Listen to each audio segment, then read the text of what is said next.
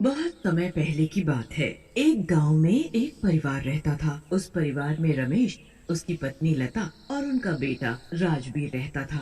राजवीर बचपन से ही फौजी बनना चाहता था और अपने देश की सेवा करना चाहता था। पढ़ लिख कर जब राजवीर बड़ा हो गया तो उसने फौजी बनने की इच्छा अपने माँ बाप के आगे रखी।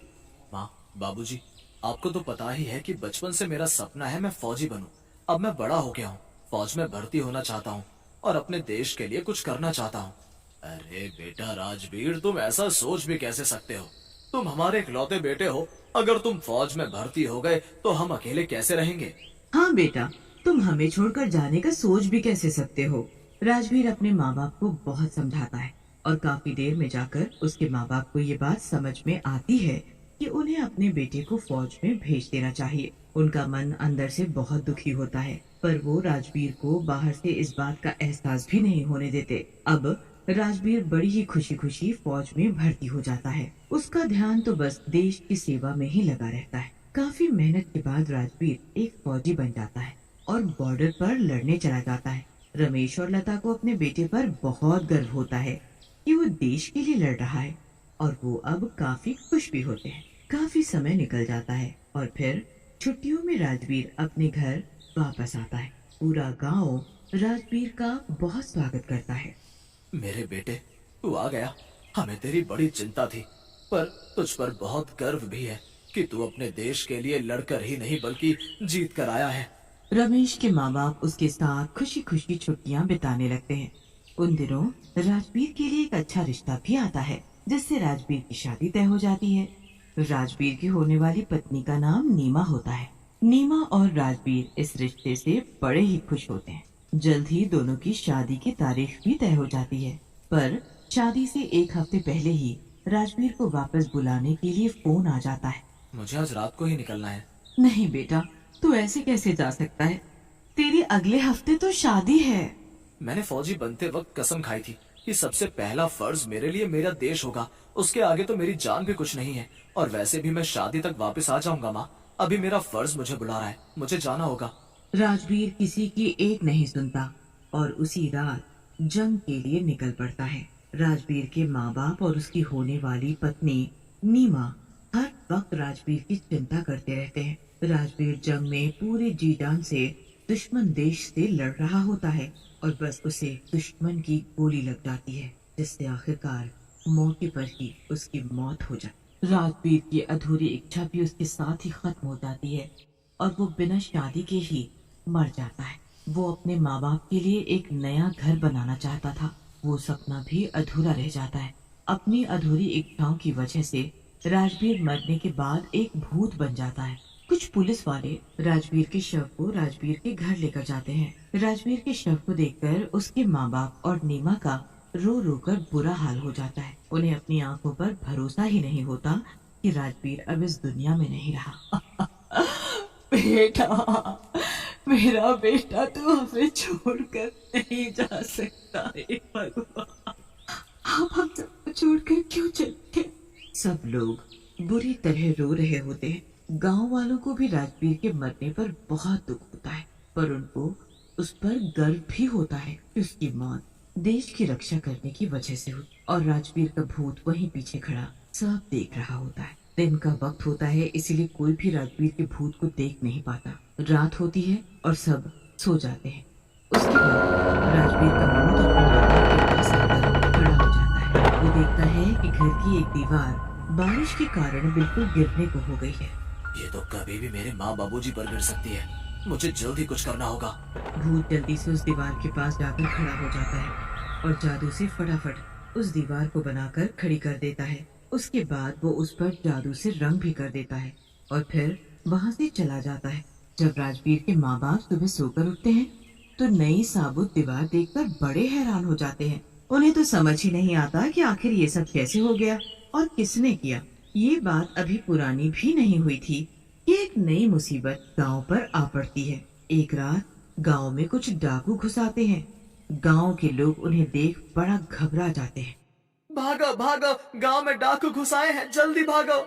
कहाँ भागोगे, कोई फायदा नहीं है भागने का। पकड़ो इन लोगों को और लूट लो सारा पैसा और गहने। वो डाकू उसके बच्चे को ले जाने लगते हैं। छोड़ दो मेरे बच्चे को, मेरे बच्चे को छोड़ दो, नहीं। उस औरत की आवाज सुनकर किसी को समझ नहीं आता कि वो करे तो क्या करे। आओ, कौन सा आएगा, जरा मैं भी तो देखूं किसमें इतनी हिम्मत है जो इस बच्चे को उठाकर ले जा सके। उस फौजी का भूत वहाँ प्रकट हो जाता है। डाकुओं की तो उस भूत को देख हालत खराब हो जाती है। तुम्हें परेशान होने की कोई जरूरत नहीं है। मेरे होते हुए इस गांव पर कोई आंख उठाकर भी नहीं देख सकता। इस बच्चे को उठाकर ले जाना तो बहुत बड़ी बात है। कौन है तू आखिर? एक भूत होकर तू कैसे इन लोगों को बचा सकता है? मैं अभी बताता हूँ कि मैं कौन हूँ। भूत उस डाकू की गर्दन पकड़ लेता है और उसे हवा में उठा लेता है। डाकू को ऐसा लटका देख बाकी के डाकू डर कर भागने लगते हैं। अरे अरे, मुझे छोड़ दो, मैंने क्या किया है? अरे निकम्मो, तो मुझे यहाँ इस भूत के हवाले अकेला छोड़कर कहाँ भाग रहे हो? बचाओ मुझे, अरे मुझे कोई तो बचाओ। अब बुला किसको बुलाएगा? हाँ, अरे मुझे जाने दो, छोड़ दो मुझे। ऐसे ही अभी ये औरत भी अपने बच्चे की भीख मांग रही थी ना? क्या तूने उसके बच्चे को जाने दिया था? क्या तूने उसे छोड़ दिया था जो मैं तुझे जाने दूं? मुझसे गलती हो गई, मुझे माफ कर दो। मैं अब कभी भी इस गांव की तरफ पलटकर भी नहीं देखूंगा। मैं सच बोल रहा हूँ, मेरी बात का विश्वास करो, मुझे जाने दो। अगर मैंने तुझे आज छोड़ दिया तो कल तेरे और साथी आ जाएंगे। और वैसे भी तूने इस गांव के जाने कितने लोगों को मारा और लूटा है। तुझे तो आज सजा मिलनी ही चाहिए। देखा, मैंने तुझे नहीं मारा, पर तेरी ऐसी हालत कर दी कि कोई अब दोबारा इधर नहीं आएगा। मैं तो हमेशा भूत के नाम से ही कांपती थी, पर आज मैंने देखा कि भूत भी इतने अच्छे होते हैं जितने कि इंसान भी नहीं। तुमने मेरी मदद, मेरे बच्चे को डाकुओं से छुड़ाया। आखिर कौन हो तुम जो हमारे गांव के लिए इतना कुछ कर रहे हो? जरूर तुम्हारा इस गांव से कोई नाता है। मेरा फर्ज है हर किसी की रक्षा करना, बस मैं वो निभा रहा हूँ। अब मैं यहाँ से जा रहा हूँ, पर कभी भी जरूरत पड़ने पर मैं जरूर वापस आऊंगा। भूत इतना कहकर वहाँ से गायब हो जाता है। पूरे गांव में उस भूत की खबर फैल जाती है। किसी को समझ नहीं आता कि आखिर वो भूत था कौन। पर उसके बाद लोग बड़े खुशी खुशी गांव में रहने लगते हैं कि अब कोई डाकू उस भूत के डर से गांव के अंदर घुसने की हिम्मत नहीं कर पाएगा। 2-3 दिन बाद फिर से गांव में एक नई मुसीबत आ जाती है। गांव में एक पागल हाथी घुस आता है और वो सारे खेत खराब करने लगता है। खेत में काम करने वाले लोग उस हाथी को देख शोर मचाने लगते हैं। भागो भागो, गांव में पागल हाथी आ गया है, ये सब कुछ बर्बाद कर डालेगा। सब जगह उथल पुथल मच जाती है। हाथी खेतों से भागता हुआ घरों के पास आ जाता है और घर तोड़ने लगता है। गांव में तबाही मच जाती है।